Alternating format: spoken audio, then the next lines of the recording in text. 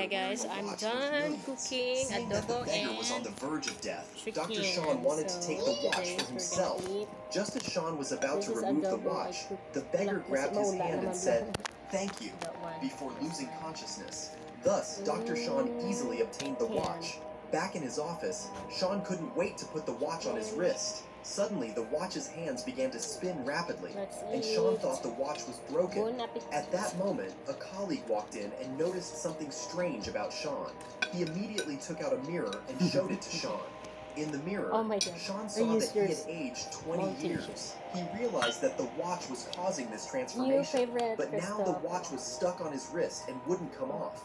Desperate, Sean returned to the hospital room to find the beggar, only to see a young man packing up. Sean asked where the beggar had gone. The young man replied, "I am that beggar. Because of your greed in taking the watch, I have become young again." His doctor discovered a... This boy is reading a blue book when everyone else is reading a red one, because in this world, blue books are looked down upon and hated. Suddenly, he bumps into a... Oh, mula na. No music, no music. No music for today's baby.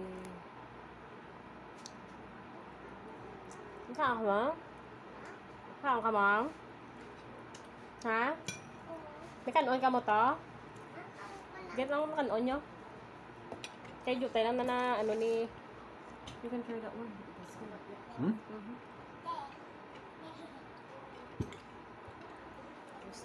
How's adobo?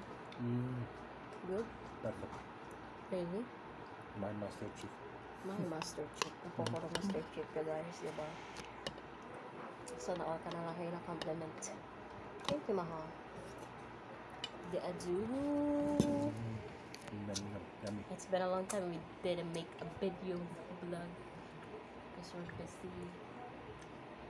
Right? We're busy, right? Busy? Busy of fighting.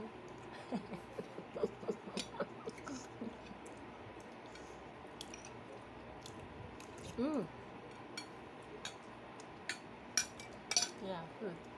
Of course.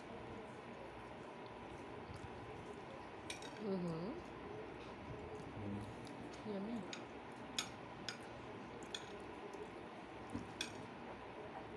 Yeah.